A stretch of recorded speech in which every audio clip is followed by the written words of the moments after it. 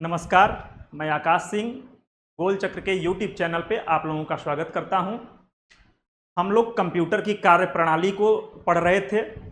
UP triple SC के द्वारा lower PCS की जो वैकेंसी आई हुई है उसमें कंप्यूटर से 15 क्वेश्चन आएंगे। तो हम लोग कंप्यूटर की कार्य प्रणाली में इनपुट डिवाइस, आउटपुट डिवाइस और सीपीयू, ये तीन चीज़ों को हम लोगों ने पढ़ लिया था। आप लोगों ने अगर वो वीडियो नहीं देखे हैं तो आप लोग उस वीडियो को ज़रूर देखें, ताकि एक क्रोनोलॉजी जो बनी हुई है वो बनी रहे और कंप्यूटर के जितने भी क्वेश्चन एग्ज़ाम के दृष्टिकोण से इम्पॉर्टेंट है वो आप लोगों तक जो है मिलती रहे। तो क्रोनोलॉजी को बनाने के लिए आप एक बार जो है पुराने वीडियो को देखकर तब इस पे आइए।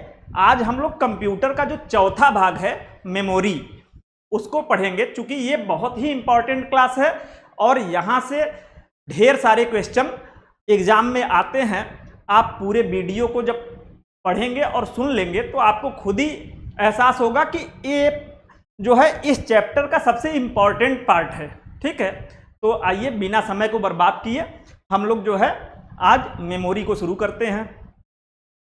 हम लोग एक बार देख लेते हैं कि कंप्यूटर की कार्यप्रणाली में 4 पार्ट थे। अच्छा, जो भी चीज़ें आपको पीडीएफ में अगर मान लीजिए कोई शब्द है, ये चूंकि हैंड रिटन नोट्स में लिखा हुआ है, नहीं समझ में आता तो मैं उसको बोलता चलूंगा, आप उसको नोट्स में अपने लिख लीजिएगा। कंप्यूटर की कार्यप्रणाली में हमने इनपुट डिवाइस, आउटपुट डिवाइस और सीपीयू, ये 3 चीज़ों को कर लिया था। आज हम लोग मेमोरी से शुरू करेंगे। अब यहाँ पे हम लोग मेमोरी के बारे में देखते हैं। मेमोरी क्या होती है तो इसकी परिभाषा एक देख लेते हैं। भंडारण यूनिट या मेमोरी। तो कंप्यूटर मेमोरी जो होता है वह स्थान होता है जहाँ पर डाटा या अनुदेश तथा परिणामों को स्थायी या अस्थायी तौर पर जो है संग्रहित किया जाता है। तो इसकी परिभाषा है कि कंप्यूटर मेमोरी वह स्थान है जहां डाटा, अनुदेश तथा परिणामों को स्थायी या अस्थायी तौर पर संग्रहित किया जाता है। ठीक है, अब हम लोग देखेंगे मेमोरी कितने प्रकार की होती है। तो मेमोरी मुख्य रूप से 2 प्रकार की होती है। प्राथमिक मेमोरी होती है और द्वितीयक मेमोरी होती है। ठीक है, प्राथमिक मेमोरी और द्वितीयक मेमोरी। जो प्राथमिक मेमोरी होती है ये मदरबोर्ड के ऊपर सीपीयू के साथ सीधे संपर्क में होती है। यानी कि मदरबोर्ड के ऊपर सीपीयू होता है और इसी से अटैच प्राथमिक मेमोरी होती है। जबकि द्वितीयक मेमोरी ये सीपीयू से सीधे अटैच नहीं होती और ये सीपीयू बॉक्स के अंदर होती है, और ये जो है द्वितीयक मेमोरी ये प्राथमिक मेमोरी से अटैच होती है। अब इसको हम लोग आगे समझते जाएंगे कि कितने प्रकार की होती है, इनकी परिभाषा और बाकी चीजों को, और यहां से ढेर सारे क्वेश्चन आते हैं। तो हम लोग देखते हैं मेमोरी 2 प्रकार की होती है। ठीक है, पहला मैंने बताया इसे प्राथमिक मेमोरी, मुख्य मेमोरी या आंतरिक मेमोरी कहते हैं। दूसरा द्वितीयक मेमोरी, सहायक मेमोरी या बाह्य मेमोरी भी इसे कहा जाता है। ठीक है, अब इनका जो वर्गीकरण है इसको हम लोग देख लेते हैं कि प्राथमिक मेमोरी कौन कौन सी होती है, द्वितीयक मेमोरी कौन कौन सी होती है। यहां के जो वर्गीकरण है इससे ढेर सारे प्रश्न आते हैं, और जो इसकी विशेषताएं हैं प्राथमिक मेमोरी की और द्वितीयक मेमोरी की, वहां से भी प्रश्न आते हैं। तो पहले हम लोग देख लेते हैं कि प्राथमिक मेमोरी कितने प्रकार का होता है।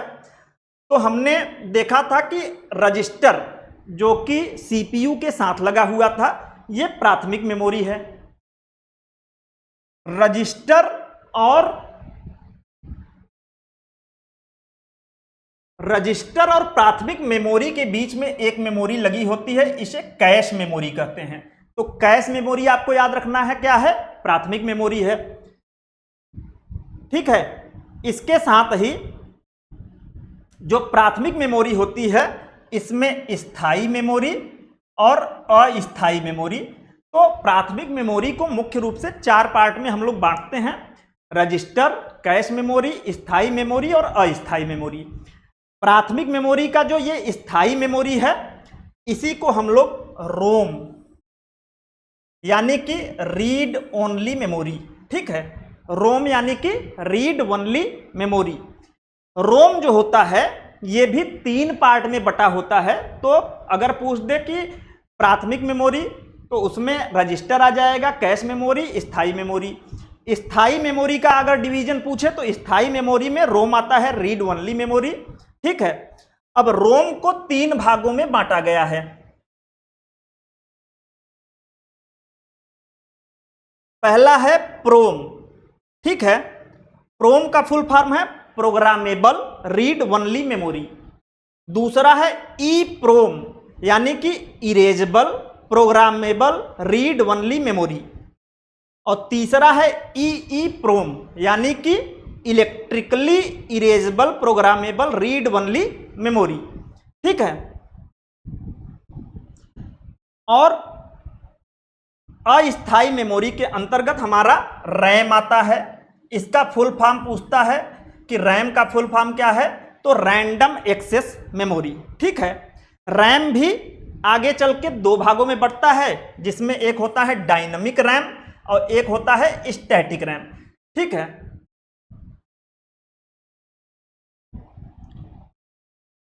अब हम लोग इसकी विशेषताओं को अगले स्लाइड से देखेंगे। यहां पर हम लोग केवल इसके जो डिवीजन किया गया है प्राथमिक मेमोरी का और द्वितीयक मेमोरी का उसको देख लेते हैं। और यहां से सीधे क्वेश्चन पूछता है कि निम्नलिखित में से कौन प्राथमिक मेमोरी है, कौन द्वितीयक मेमोरी है। तो अगर आप जानते रहोगे कि रजिस्टर, कैश मेमोरी, रैम, रोम ये प्राथमिक मेमोरी हैं तो वहां पे अंतर करना ऑप्शन में आसान हो जाएगा। द्वितीयक मेमोरी भी 2 भागों में बटी हुई है। एक होती है क्रमानुसार मेमोरी यानी कि सेक्वेंटियल एक्सेस मेमोरी, ठीक है, और दूसरा होता है डायरेक्ट एक्सेस मेमोरी। यहां पे हम लोग आगे इसका डिटेल देखेंगे कि क्रमानुसार मेमोरी क्या होता है, डायरेक्ट एक्सेस मेमोरी क्या होता है। क्रमानुसार मेमोरी के अंतर्गत जो द्वितीयक मेमोरी का एग्जाम्पल है वो है मैग्नेटिक टेप, जबकि डायरेक्ट एक्सेस मेमोरी जो है ये 3 भागों में बटा होता है। पहला है चुंबकीय डिस्क, दूसरा है ऑप्टिकल डिस्क मेमोरी और तीसरा है इलेक्ट्रॉनिक स्टोरेज मेमोरी। ठीक है, ऑप्टिकल डिस्क मेमोरी के अंतर्गत फ्लॉपी डिस्क, हार्ड डिस्क ये 2 आते हैं। ऑप्टिकल डिस्क के अंतर्गत सीडी, इसका भी फुल फॉर्म पूछता है कॉम्पैक्ट डिस्क, और डीवीडी, ठीक है, डिजिटल वीडियो डिस्क। जबकि इलेक्ट्रॉनिक स्टोरेज के अंतर्गत फ्लैश मेमोरी, पेन ड्राइव और memory card, flash memory, pen drive और मेमोरी कार्ड। तो यहाँ पे हम लोग जो प्राथमिक मेमोरी है उसमें रजिस्टर, कैश मेमोरी, रैम, रोम के 3 प्रकार को हमने देखा, ये प्राथमिक मेमोरी है। ठीक है, उसके बाद द्वितीयक मेमोरी के बारे में हमने देखा कि द्वितीयक मेमोरी को भी 2 भाग में, क्रमानुसार मेमोरी जिसके अंतर्गत मैग्नेटिक टेप आता है, और एक है क्रमानुसार मेमोरी और direct access memory. Direct access memory को हमने देखा 3 भागों में बांटा गया। एक चुंबकीय डिस्क मेमोरी जिसमें आपका हार्ड डिस्क और फ्लॉपी डिस्क आता है, और hard disk, floppy disk. Optical वाले में हमने देखा ऑप्टिकल जो मेमोरी है डिस्क मेमोरी, इसमें सीडी, कॉम्पैक्ट डिस्क और डीवीडी, ठीक है, डिजिटल वीडियो डिस्क। और इलेक्ट्रॉनिक स्टोरेज में हमारा flash memory, pen drive, memory card आता है। अब चूंकि ये बहुत ही इंपॉर्टेंट, पहले तो इसकी क्लासिफिकेशन से ही बहुत ज़्यादा क्वेश्चन आते हैं, अब इनकी विशेषताओं को हम लोग एक एक करके देखते जाएंगे। वहां से हम लोग जो है एक एक करके विशेषताएं देखेंगे और यहां से क्वेश्चन आते हैं। ठीक है, तो सबसे पहले हम लोग रजिस्टर को देखते हैं। प्राथमिक मेमोरी को अब हम लोग पूरा देखेंगे, जिसमें हम लोग पहला देखेंगे रजिस्टर। तो रजिस्टर क्या है? यह सीपीयू के अंदर स्थित बहुत छोटी और अत्यंत तेज मेमोरी, याद रखिएगा, सीपीयू के अंदर स्थित बहुत छोटी और बहुत तेज मेमोरी होती है। ठीक है, इसमें तुरंत उपयोग किए जाने वाले डेटा, निर्देश या परिणाम अस्थायी रूप में रखे जाते हैं। ठीक है, इसमें तुरंत उपयोग किए जाने वाले डेटा, निर्देश या परिणाम अस्थायी रूप से रखे जाते हैं। तो यहां पे रजिस्टर जो होता है ये बहुत ही तेज मेमोरी होता है। इसकी आवश्यकता जब सीपीयू को गणना करनी होती है तो सबसे पहले वो इसी मेमोरी से डेटा वगैरह लेता है। ठीक है, अब अगला हम लोग देखते हैं कैश मेमोरी। ठीक है, कैश मेमोरी मैंने बताया कि कैश मेमोरी कहां लगा होता है? तो रजिस्टर और प्राथमिक मेमोरी यानी रैम के बीच में लगा होता है। यह एक उच्च गति वाली मेमोरी होती है जो सीपीयू एवं मुख्य मेमोरी रैम के बीच स्थित होती है। इसमें वे डेटा व निर्देश रखे जाते हैं जिनकी बार बार सीपीयू को आवश्यकता होती है। तो यह भी अत्यंत उच्च गति वाली मेमोरी होती है। अगर कभी पूछ दे कंप्यूटर की सबसे तेज मेमोरी, अगर रजिस्टर ऑप्शन में है तो रजिस्टर आप मारेंगे, अगर रजिस्टर नहीं है तो सबसे तेज मेमोरी कंप्यूटर की कैश मेमोरी होती है, याद रखिएगा। यहां से क्वेश्चन पूछता है। यह सीपीयू और रैम के बीच स्थित होता है। इसकी गति रैम से अधिक लेकिन रजिस्टर से कम होती है। तो यहां पर हम लोग ध्यान देंगे कि इसकी गति जो होती है वो रैम से कम होती है और रजिस्टर से कम और रैम से अधिक होती है। डाटा प्रोसेसिंग को तेज बनाती है। तो कैश मेमोरी क्या करता है? डाटा प्रोसेसिंग को तेज बनाता है। अगला पार्ट हम लोग देखते हैं प्राथमिक मेमोरी। प्राथमिक मेमोरी के दो पार्ट हमने देखे, रजिस्टर, कैश मेमोरी। अब प्राथमिक मेमोरी या मुख्य मेमोरी की हम लोग परिभाषा देख लेते हैं और रैम और रोम जो है इसके अंतर को देख लेते हैं। तो यहां पे प्राथमिक मेमोरी या मुख्य मेमोरी क्या है? यह एक इलेक्ट्रॉनिक या सेमीकंडक्टर मेमोरी होता है। तो प्राथमिक मेमोरी क्या होता है? यह एक इलेक्ट्रॉनिक या सेमीकंडक्टर मेमोरी होता है। यह सीपीयू के बाहर मदरबोर्ड पर ही लगा रहता है लेकिन सीपीयू से सीधे जुड़ा रहता है। तो यहां पर याद रखिएगा जो प्राथमिक मेमोरी है यह इलेक्ट्रॉनिक या सेमीकंडक्टर मेमोरी है। यह मदरबोर्ड के ऊपर ही लगा रहता है और सीपीयू से सीधे जुड़ा रहता है। इसमें सीपीयू द्वारा सीधे उपयोग किए जाने वाले डेटा व अनुदेश संग्रहित रहते हैं।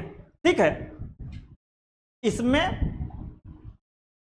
अब जो प्राथमिक मेमोरी के दो टाइप हैं जहां से क्वेश्चन पूछे जाते हैं, रोम यानी कि रीड ओनली मेमोरी और रैम यानी कि रैंडम एक्सेस मेमोरी। बहुत ही इंपॉर्टेंट है और हर एग्जाम में इनके अंतर से और स्टेटमेंट में देके क्वेश्चन पूछे जाते हैं। तो ध्यान से इसको सुन लीजिएगा, इससे एक भी क्वेश्चन आपका बाहर नहीं जाएगा।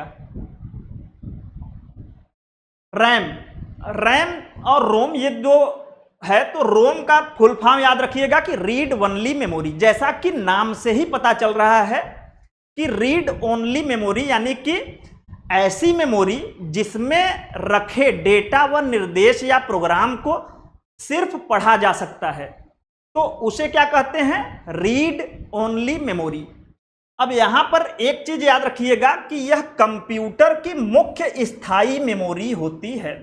अच्छा, इसको आप लोग याद कैसे रखेंगे? तो जैसे मैंने याद रखा है, आप भी ऐसे ट्रिक बना सकते हैं कि रोम क्या है? इटली का शहर है।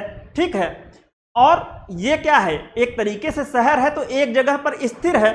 ठीक है, तो यह क्या है? स्थायी मेमोरी है। जबकि राम कोई व्यक्ति हो सकता है, राम भगवान हो सकते हैं। ये क्या है? कोई व्यक्ति है तो एक जगह स्थिर तो रहेगा नहीं, चलता फिरता रहेगा। तो रैम क्या है? कंप्यूटर की अस्थायी मुख्य मेमोरी होती है। ठीक है, तो इन दोनों को याद रखने का तरीका आपको मैंने बताया, आप लोग भी अपना ट्रिक बना के इसको याद रख सकते हैं। तो कंप्यूटर की स्थायी मुख्य मेमोरी कौन सी है? रोम है। रोम की दूसरी विशेषता है कि बिजली बंद होने पर भी इसमें जो डेटा या प्रोग्राम या अनुदेश रखा जाता है वो नष्ट नहीं होता, ठीक है। जबकि यह रैम क्या है? कंप्यूटर की अस्थायी मुख्य मेमोरी है, और बिजली बंद होने पर इस अगर कोई डेटा या प्रोग्राम सेव नहीं किया गया है तो वो पूरा डेटा नष्ट हो जाता है, ठीक है। दोनों का अंतर स्पष्ट करते जाइए और दोनों से ठीक ठाक क्वेश्चन पूछे जाते हैं। अगला हम लोग देखते हैं रोम। रोम में निर्देश व प्रोग्राम स्थायी तौर पर इसके निर्माण के समय ही भर दी जाती है, कंप्यूटर सिर्फ इसे पढ़ सकता है। तो रोम जो मेमोरी है ये प्राथमिक मेमोरी है, इसमें जो डेटा निर्देश या प्रोग्राम होते हैं, तो रोम का निर्माण करते समय ही इसमें एक बार जो है प्रोग्राम को भर दिया जाता है, और कंप्यूटर इस प्रोग्राम को सिर्फ पढ़ सकता है, इसे लिख या मिटा नहीं सकता है, ठीक है। सामान्यतः इसमें सूचना को पढ़ा जा सकता है। रोम की आवश्यकता, अब यहां पे रोम के बारे में एक बहुत इंपॉर्टेंट चीज है कि रोम जो स्थायी मेमोरी है कंप्यूटर की, इसकी आवश्यकता कब पड़ती है? तो रोम की आवश्यकता जब हम लोग कंप्यूटर को स्टार्ट करते हैं। तो कंप्यूटर के स्टार्ट करने की जो प्रक्रिया होती है, यहां पे एक शब्द आता है बूटिंग, ठीक है। तो कंप्यूटर के स्टार्ट करने की प्रक्रिया पूछा जा चुका है, क्या कहलाता है? तो बूटिंग कहलाता है। और कंप्यूटर को स्टार्ट करते समय जो है, जब हम लोग कंप्यूटर को स्टार्ट करते हैं तो रोम का जो मुख्य काम है वो कंप्यूटर के सभी अंगों, हार्डवेयर सॉफ्टवेयर की जांच करता है कि सारे पार्ट सही ढंग से काम कर रहे हैं कि नहीं। इस जांच को पूछता है, क्या कहा जाता है? तो इस जांच को बायोस, ठीक है, इस जांच को क्या कहा जाता है? बायोस कहा जाता है। यह क्वेश्चन भी पूछा जा चुका है। तो कंप्यूटर, रोम की आवश्यकता कंप्यूटर को स्टार्ट करते समय पड़ती है। स्टार्टिंग की प्रक्रिया को क्या कहते हैं? बूटिंग कहते हैं। यह मेमोरी कंप्यूटर के सभी अंगों की जांच करती है, सभी फंक्शन ठीक से काम कर रहे हैं कि नहीं। इस जांच को BIOS, basic input output system कहा जाता है। रोम के अंदर ही बायोस स्टोर रहता है। यहां पे क्वेश्चन पूछा जा चुका है कि बायोस जो है वो क्या है? तो बायोस, कंप्यूटर जब स्टार्ट करते हैं तो कंप्यूटर के सभी पार्ट सही से काम कर रहे हैं कि नहीं, उसकी जांच को बायोस कहा जाता है। बायोस यानी कि बेसिक इनपुट आउटपुट सिस्टम। ये कहां पे स्टोर रहता है? तो रोम के अंदर रहता है। और कंप्यूटर को स्टार्ट करने की प्रक्रिया को बूटिंग कहते हैं, ठीक है। अब आइए हम लोग रैम के बारे में देख लेते हैं। ये कंप्यूटर की अस्थायी मुख्य मेमोरी है। बिजली बंद होने पर अगर कोई जैसे फंक्शन हो रहा है कंप्यूटर में, कोई काम आप कर रहे हैं और उस काम को सेव नहीं किए हैं, तो जैसे ही बिजली कटेगी सारा डाटा जो है इसमें से उड़ जाएगा, ठीक है। रैम की स्टोरेज क्षमता जितनी अधिक होती है कंप्यूटर उतना ही तेज और स्मूथ काम करता है। बहुत इंपॉर्टेंट है। हम लोग कभी जब मोबाइल खरीदने जाते हैं, कंप्यूटर खरीदने जाते हैं, तो कंप्यूटर खरीदने से पहले हम लोग वहां पे पूछते हैं कि इस मोबाइल का रैम कितना है। रैम जितना ज्यादा होता है, जैसे अगर रैम आपका 56 GB है, 512 GB है, तो 512 GB वाला जो रैम का मोबाइल होगा वो उतना ही स्मूथ चलेगा, उतना ही तेज चलेगा। तो रैम जो होता है ये जितना ज्यादा इसकी क्षमता होगी उतना ही तेज कंप्यूटर का और स्मूथ काम करेगा। कंप्यूटर की कार्य गति रैम पर ही निर्भर करती है, इसलिए इसे कंप्यूटर की कार्यशील मेमोरी भी कहते हैं। याद रखिएगा, कभी पूछ दे कि कंप्यूटर की कार्यशील मेमोरी किसे कहते हैं, तो रैम को कंप्यूटर की कार्यशील मेमोरी कहा जाता है। रैम भी दो भागों में बटा होता है, एक होता है डायनेमिक रैम और दूसरा होता है स्टैटिक रैम। जो डायनेमिक रैम होता है इसमें बिजली कटने पर सारा डेटा समाप्त हो जाता है, जबकि स्टैटिक रैम में बिजली कटने पर भी पूरा डेटा सुरक्षित बना रहता है। तो रैम रोम का अंतर 1 से 2 बार आप देख लेंगे तो याद हो जाएगा और यहां से क्वेश्चन बनते हैं। अब यहाँ पे और जो क्वेश्चन बनते हैं वो भी हम लोग देख लेते हैं। पूछता है कि कंप्यूटर की सबसे तेज मेमोरी का क्रम कौन सा होता है। तो ये क्रम भी आप लोग याद रखिएगा कि कंप्यूटर में सबसे तेज मेमोरी होती है रजिस्टर, जो कि सीपीयू के साथ लगी होती है। सीपीयू और रैम के बीच में एक मेमोरी लगी होती है जिसे कैश मेमोरी कहते हैं। यह भी अत्यंत तेज होती है लेकिन रजिस्टर से कम होती है। तो यहां पे कंप्यूटर की सबसे तेज मेमोरी का क्रम रजिस्टर, रजिस्टर के बाद सबसे तेज मेमोरी कैश मेमोरी होती है।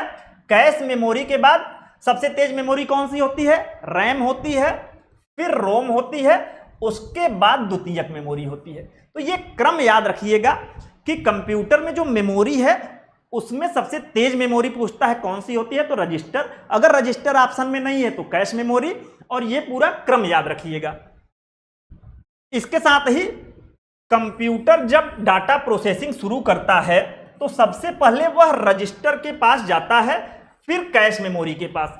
तो कंप्यूटर जब हम लोग कोई काम करते हैं कंप्यूटर पे, डाटा प्रोसेसिंग सीपीयू शुरू करता है, तो उसको जब डाटा की जल्दी जल्दी आवश्यकता पड़ती है तो सबसे पहले किसके पास जाता है? वो रजिस्टर के पास जाता है, फिर कैश मेमोरी के पास जाता है। अगर यहां भी डाटा उसको नहीं मिला तब रैम के पास जाता है, और लास्ट में वो द्वितीयक मेमोरी के पास जाता है। इसको इस तरीके से आप समझ सकते हैं कि कंप्यूटर में जब डाटा प्रोसेसिंग का काम शुरू होता है तो रजिस्टर हमारे मस्तिष्क की तरह काम करता है।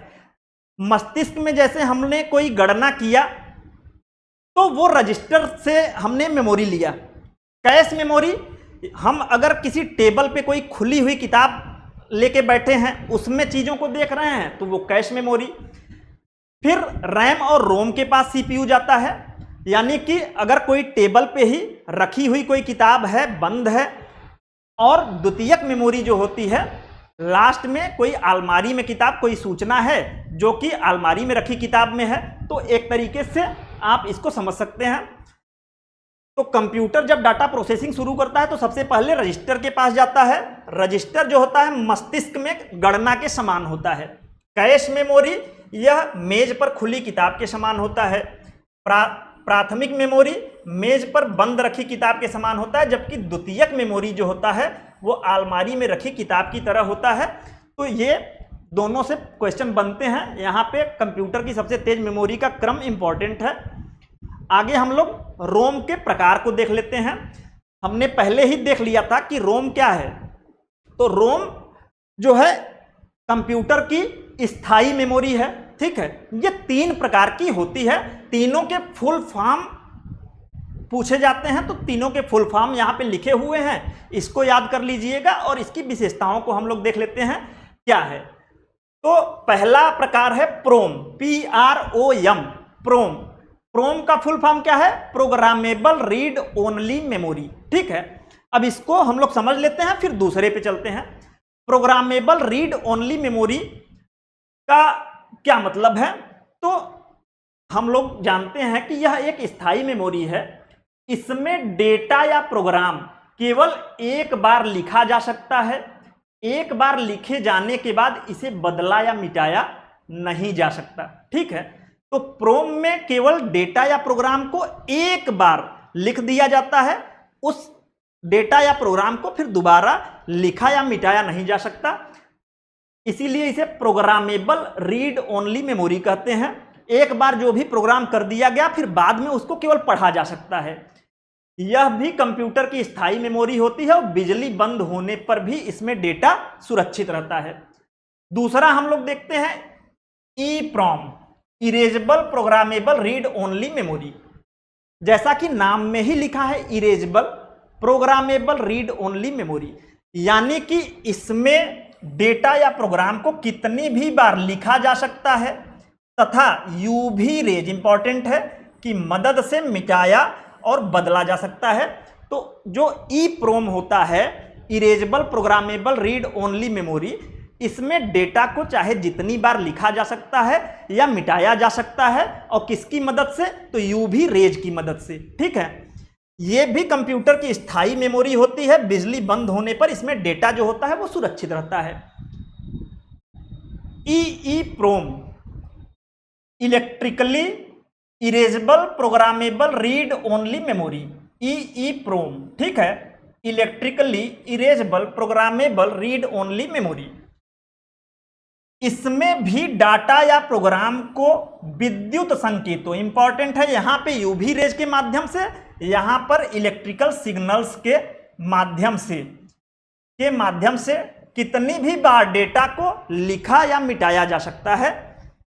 सबसे आधुनिक, वर्तमान में सबसे आधुनिक रोम है और इसका प्रयोग इस समय बहुत बड़े पैमाने पर हो रहा है। तो यहां पे आप लोग प्रोम, EEPROM और EEPROM का अंतर, इनके फुल फॉर्म और इनके जो विशेषताएं हैं इसको याद रखिएगा, यहां से क्वेश्चन आते हैं। तो हम लोगों का प्राथमिक मेमोरी जो है कंप्लीट हुआ। अब हम लोग आते हैं द्वितीयक मेमोरी में। द्वितीयक मेमोरी हम लोगों ने देखा था कि मदरबोर्ड के बाहर CPU बॉक्स के अंदर ही लगा होता है। तो इसकी पहले परिभाषा देख लेते हैं। वह मेमोरी जो सीधे CPU से संपर्क में नहीं रहती लेकिन प्राथमिक मेमोरी से संपर्क में रहती है, इसका उपयोग करा कि वह मेमोरी जो सीधे CPU से संपर्क में नहीं रहती लेकिन प्राथमिक मेमोरी से संपर्क में रहती है, इसका उपयोग जो होता है वो डेटा व प्रोग्राम को लंबे समय तक संग्रहित करने में किया जाता है। तो द्वितीयक मेमोरी वह मेमोरी होती है जो सीधे CPU से संपर्क में नहीं रहती लेकिन प्राथमिक मेमोरी से यह संपर्क में रहती है और इसमें कोई डेटा या प्रोग्राम लंबे समय तक रखा जाता है। यह स्थायी मेमोरी होती है। बहुत इंपॉर्टेंट है कि द्वितीयक मेमोरी, अभी हम लोग आगे द्वितीयक मेमोरी के जितने प्रकार देखेंगे उसमें हम लोगों ने अभी जैसे स्थायी मेमोरी रोम को देखा, वैसे द्वितीयक मेमोरी जितने भी हैं वो सभी के सभी स्थायी मेमोरी होती हैं। स्थायी मेमोरी होते हैं इसलिए बिजली बंद होने पर इसमें डेटा सुरक्षित रहता है। तो द्वितीयक मेमोरी में अगर कोई डेटा आप रख देते हैं तो बिजली कटने के बाद भी इसमें डेटा सुरक्षित रहता है। इसकी संग्रहण क्षमता बहुत अधिक होती है लेकिन गति प्राथमिक मेमोरी से कम होती है। अभी हम लोगों ने गति का क्रम भी देखा कि रजिस्टर था, फिर कैश मेमोरी था, फिर प्राथमिक मेमोरी था, तब द्वितीयक मेमोरी था, ठीक है। द्वितीयक मेमोरी में रखा डाटा सीधे CPU द्वारा उपयोग नहीं किया जा सकता, इसलिए CPU क्या करता है, पहले द्वितीयक मेमोरी से CPU पहले डाटा को द्वितीयक मेमोरी से प्राथमिक मेमोरी रैम में मंगवाता है, फिर उपयोग उसका करता है। इसी कारण रैम को CPU और द्वितीयक मेमोरी के बीच सेतु कहा जाता है। तो पूछ देगा कि द्वितीयक मेमोरी और CPU के बीच कौन सेतु का काम करता है, तो रैम करता है, ठीक है। अब द्वितीयक मेमोरी के हम लोग प्रकार देख लेते हैं और द्वितीयक मेमोरी से जो क्वेश्चंस आते हैं इसको हम लोग समझ लेते हैं। यहां पर हमने देखा था कि द्वितीयक मेमोरी दो प्रकार की होती है। पहला है क्रमानुसार मेमोरी, सीक्वेंशियल एक्सेस मेमोरी, और दूसरा है डायरेक्ट एक्सेस मेमोरी। पहले इन दोनों के अंतर को समझ लेते हैं।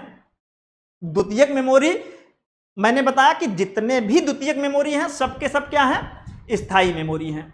ये दो प्रकार की होती है। क्रमानुसार मेमोरी, क्रमानुसार मेमोरी का मतलब हो गया कि ऐसी मेमोरी जिसमें किसी डाटा या प्रोग्राम को एक क्रम से ही लिखा या पढ़ा जा सके, ठीक है। कोई भी डाटा या प्रोग्राम लिखा जा रहा है तो उसको एक क्रम से ही पढ़ सकते हैं, एक क्रम से ही लिख सकते हैं, इसीलिए इसका नाम है क्रमानुसार मेमोरी, सीक्वेंशियल एक्सेस मेमोरी। वह मेमोरी जिसमें डाटा को एक निश्चित क्रम में लिखा या पढ़ा जा सकता है, इसमें डाटा को एक्सेस करने में अधिक समय लगता है, ठीक है। तो इसका जो हानि है वो ये है कि चूंकि एक क्रम से ही, अगर हमें पहले पेज से 5वें पेज पे जाना है तो हमें पहला पेज, दूसरा पेज, तीसरा पेज, चौथा पेज पढ़ते हुए जाना होगा, तो इसमें समय, डाटा को एक्सेस करने का समय अधिक होता है। यहां पे आपको याद रखना है कि मैग्नेटिक टेप क्या है, तो ये द्वितीयक मेमोरी है, और द्वितीयक मेमोरी में कौन सी मेमोरी है, तो क्रमानुसार मेमोरी है, ठीक है। डायरेक्ट एक्सेस मेमोरी, तो वह मेमोरी जिसमें डेटा या प्रोग्राम को जो है कहीं से भी लिखा जा सके या कहीं से भी पढ़ा जा सके, डायरेक्ट एक्सेस मेमोरी कहते हैं। ये तीव्र मेमोरी होती है, इसमें डेटा का एक्सेस करना जो है वो आसान होता है। ठीक है, तो वह मेमोरी जिसमें डाटा को कहीं भी सीधे लिखा अथवा पढ़ा जा सकता है, इसमें डाटा को एक्सेस करने में कम समय लगता है। अब द्वितीयक मेमोरी के एग्जाम्पल हम लोग देख लेते हैं। तो हमने देखा कि द्वितीयक मेमोरी में जो डायरेक्ट एक्सेस मेमोरी है उसको भी 3 भाग में बांटा गया है। एक चुंबकीय डिस्क, चुंबकीय डिस्क पे हम लोग देख लेते हैं कि ये प्लास्टिक या धातु की प्लेट पर चुंबकीय पदार्थ का लेप करके बनाया जाता है। चुंबकीय डिस्क कैसे बनाए जाते हैं? तो प्लास्टिक की या धातु की जो प्लेट होती है उस पे चुंबकीय पदार्थ का लेप कर दिया जाता है और चुंबकीय भंडारण तकनीक का इसमें प्रयोग किया जाता है।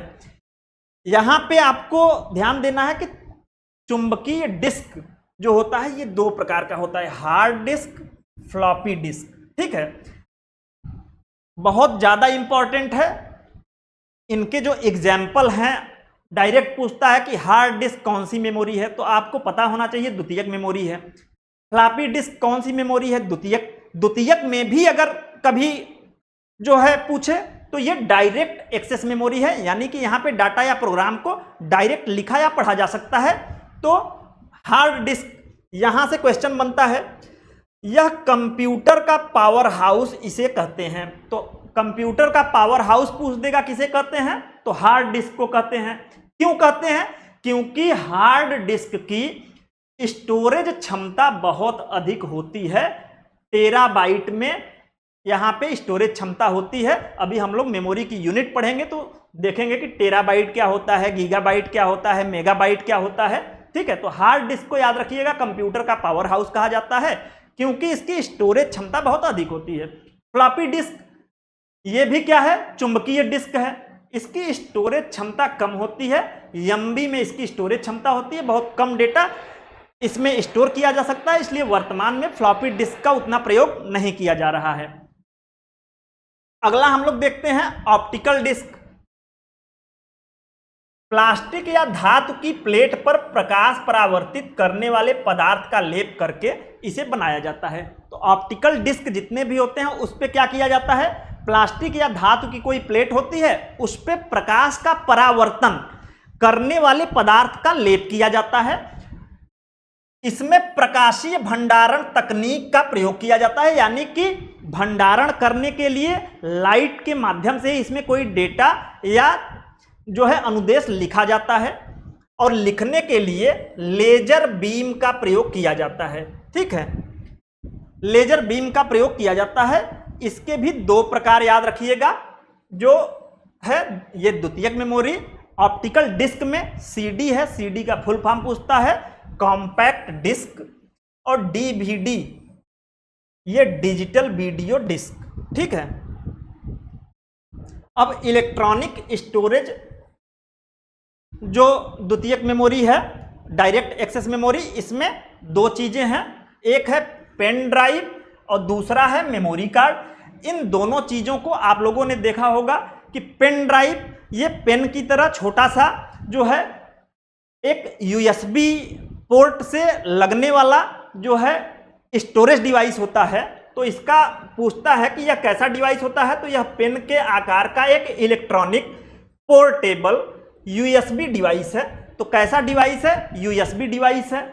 यूएसबी डिवाइस का मतलब हो गया यूनिवर्सल सीरियल बस, यानी कि इसको कंप्यूटर, लैपटॉप या मोबाइल में जो है यूनिवर्सल सीरियल यूएसबी पोर्ट के माध्यम से आसानी से जोड़ा जा सकता है। इसमें रखे जो भी डेटा या अनुदेश होते हैं उसको हम लोग पढ़ सकते हैं, या इसमें डेटा या अनुदेश को जो है कलेक्ट करके रख सकते हैं। और ये कैसा होता है? पोर्टेबल होता है, इसका काम हो जाता है तो हम लोग कंप्यूटर से इसे हटा लेते हैं, जिसे यूएसबी पोर्ट के माध्यम से कंप्यूटर, लैपटॉप या अन्य डिजिटल उपकरणों से जोड़ा जाता है। तो पेन ड्राइव। मेमोरी कार्ड, हम लोग मोबाइल यूज करते हैं तो उसमें पतली पतली मेमोरी कार्ड लगी होती है, वो क्या है? इलेक्ट्रॉनिक डिवाइस है। हाँ, और द्वितीयक मेमोरी का एग्जाम्पल है। तो एक बार फिर से हम लोग द्वितीयक मेमोरी के बारे में देख लेते हैं कि द्वितीयक मेमोरी दो प्रकार की होती है। कौन कौन सी? क्रमानुसार मेमोरी और डायरेक्ट एक्सेस मेमोरी। क्रमानुसार मेमोरी में हम लोगों ने देखा मैग्नेटिक टेप, और डायरेक्ट एक्सेस मेमोरी फिर तीन भाग में देखा, जिसमें पहला था चुंबकीय डिस्क, जिसमें हमने हार्ड डिस्क और फ्लॉपी डिस्क को देखा। ऑप्टिकल डिस्क में हमने सीडी और डीवीडी को देखा, और फिर इलेक्ट्रॉनिक स्टोरेज में हमने देखा पेन ड्राइव और मेमोरी कार्ड को। ठीक है, तो हम लोग यहाँ पे हम लोगों का प्राथमिक और द्वितीयक मेमोरी हो गया, और यहाँ से बहुत अच्छे से आप लोग एक बार पढ़ के नोट्स बना लीजिएगा। ढेर सारे क्वेश्चन आते हैं, इसलिए बार बार मैं आपको कह रहा हूं कि ये बहुत ही इंपॉर्टेंट चैप्टर है। यहां से अब एक बहुत इंपॉर्टेंट पार्ट है इसका, मेमोरी का, कि मेमोरी की यूनिट क्या होती है, मेमोरी की इकाई क्या होती है। ठीक है, तो मेमोरी कंप्यूटर जो होता है, हम लोग जानते हैं कि कंप्यूटर केवल बाइनरी डिजिट, जिसे 0 या 1 से जो है डिकोड किया जाता है, तो कंप्यूटर केवल बाइनरी डिजिट को ही समझता है, तथा मेमोरी केवल बाइनरी डिजिट में ही किसी टेक्स्ट का संग्रहण करता है। हम लोग मेमोरी में जो भी डेटा, अनुदेश, प्रोग्राम स्टोर करते हैं वो बाइनरी डिजिट में ही स्टोर होता है। ठीक है, अब यहां पे हम लोग जो है मेमोरी जो होती है इसकी इकाई को देखेंगे। तो बीट, ये क्या है? मेमोरी की सबसे छोटी इकाई। मेमोरी की सबसे छोटी इकाई क्या होती है? बीट होती है। यह बाइनरी डिजिट 0 या 1 का संक्षिप्त रूप है। तो आप लोग याद रखेंगे, बहुत बार पूछता है कि कंप्यूटर की या मेमोरी की सबसे छोटी इकाई कौन सी होती है? तो बीट होती है, जिसे कि बाइनरी डिजिट 0 या 1 का ये संक्षिप्त रूप है बीट। ये एक बीट कहलाता है। निबल दूसरा शब्द है, निबल। ये भी क्या है? एक तरीके से मेमोरी की यूनिट ही है।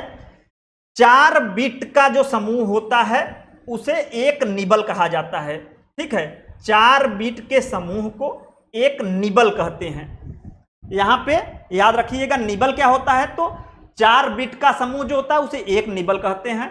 बाइट 8 बिट या 2 निबल के समूह को एक बाइट कहते हैं। 8 बिट जब मिलते हैं तो इनको एक बाइट कहा जाता है। बाइट बहुत ही इंपॉर्टेंट है, क्योंकि कंप्यूटर में जब भी हम लोग कोई टेक्स्ट ABCD या कोई गिनती करते हैं तो जो भी चीजें होती है वो 8 बीटों के समूह में ही स्टोर होती हैं। ठीक है, और 8 बीटों के समूह को क्या कहते हैं? बाइट। यानी कंप्यूटर में जो सबसे छोटा हम लोग कह सकते हैं टेक्स्ट होता है वो बाइट के रूप में ही संग्रहित होता है। कंप्यूटर मेमोरी में किसी अक्षर या कैरेक्टर को दर्शाने के लिए, कंप्यूटर मेमोरी में किसी अक्षर या कैरेक्टर को दर्शाने के लिए कम से कम 8 बीट अर्थात 1 बाइट की आवश्यकता होती है।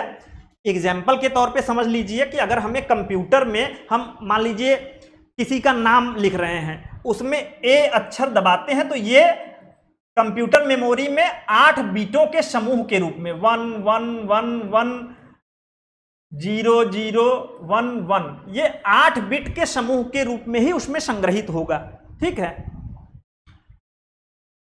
तो ये कंप्यूटर की हम लोग इकाई पढ़ रहे हैं, जिसमें बीट देखा कंप्यूटर की सबसे छोटी इकाई, निबल देखा 4 बीट जो है एक निबल के बराबर होता है। बाइट देखा हमने कि बाइट क्या होता है? 8 बीटों के समूह को एक बाइट कहते हैं, और बाइट के रूप में 1 बाइट ही कंप्यूटर के मेमोरी में स्टोर होता है। हाँ, 8 बीटों का जो समूह होता है ये जो है मेमोरी में कोई भी कैरेक्टर वगैरह अगर हम लिखते हैं, अंकित करते हैं, तो वो 8 बिट के समूह के रूप में ही स्टोर होता है। शब्द की लंबाई, वर्ड लेंथ। कंप्यूटर शब्द की लंबाई एक कंप्यूटर से दूसरे कंप्यूटर में भिन्न हो सकती है, जबकि किसी एक कंप्यूटर के लिए यह निश्चित होती है। ठीक है, शब्द की लंबाई कंप्यूटर शब्द की लंबाई 8 बिट, 16 बिट, 32 बिट, 64 बिट हो सकती है। यहाँ पे याद रखिएगा कि हर कंप्यूटर जो होता है उसमें शब्द की लंबाई के अनुसार उस कंप्यूटर की क्षमता होती है, काम करने की क्षमता। जैसे अगर 8 बीट का कंप्यूटर है तो ये जो हम लोगों का कंप्यूटर घरों में हम लोग यूज करते हैं ये मैक्सिमम 8 बीट के कंप्यूटर होते हैं, इनकी क्षमता कम होती है। जबकि जैसे जैसे बीट की संख्या बढ़ती जाती है 16, 32, 64, तो कंप्यूटर की कार्य क्षमता भी बढ़ जाती है। वर्तमान में जो है 64 बीट के सुपर कंप्यूटर बनाए जा चुके हैं और इनका उपयोग हो रहा है। सुपर कंप्यूटर में शब्द की लंबाई का परास 64 बीट तक होता है। ठीक है, अब यहां से ये वाला डेटा भी आप लोग याद रखिएगा कि 0 और 1 को क्या कहते हैं, तो एक बीट कहते हैं। 4 बीट को क्या कहते हैं, एक निबल कहते हैं। 8 बीटों के समूह को क्या कहते हैं, एक बाइट कहते हैं। ठीक है, अब ये जो डेटा है ये पूछता है डायरेक्ट कि 8 बिट बराबर कितना होता है, 1 बाइट होता है। 1024 बाइट, ठीक है, 1024 बाइट बराबर होता है 1 KB यानी कि 1 किलो बाइट। ठीक है, 1024 बाइट बराबर 1 KB 1 किलो बाइट। 1024 KB बराबर होता है 1 MB 1 मेगाबाइट। 1024 MB बराबर होता है 1 गीगाबाइट। 1024 GB बराबर 1 टेराबाइट और 1024 TB बराबर 1 पेटाबाइट। ये आप लोग याद रखिएगा, यहां सीधे पूछता है कि 1024 बाइट या 1 KB बराबर कितना होता है, तो 1 KB बराबर होता है 1024 बाइट। 1 MB में अगर पूछ दे, हम लोग मेमोरी के ये यूनिट हैं, हम लोग देखते हैं कि KB में MB में हम लोगों का डाउनलोडिंग स्पीड शो करता है, तो 1 KB 1024 बाइट के बराबर होता है। 1 MB 1024 किलो बाइट के बराबर होता है। 1 GB की जब हम लोग बात करते हैं वो 1024 MB के बराबर होता है। 1 टेराबाइट 1024 गीगाबाइट के बराबर होता है। 1 पेटाबाइट 1024 टेराबाइट के बराबर होता है। ये टेबल से भी क्वेश्चन बनते हैं। तो आज हम लोगों का मेमोरी का पूरा क्लास कंप्लीट हुआ और ये बहुत ही इंपॉर्टेंट क्लास है। एक ही क्लास में आपको सारे जो प्रॉस्पेक्टस हैं मेमोरी के आपको मिल जाएंगे और आपको मैं एकदम दावे के साथ कहता हूं कि मेमोरी से कोई भी क्वेश्चन बनेगा, अगर आप पूरे क्लास को सुन लेते हैं तो आप जो है इसमें कंफर्टेबल रहेंगे और एक भी क्वेश्चन आपका छूटेगा नहीं। तो आप लोग इसका नोट्स बना लीजिएगा।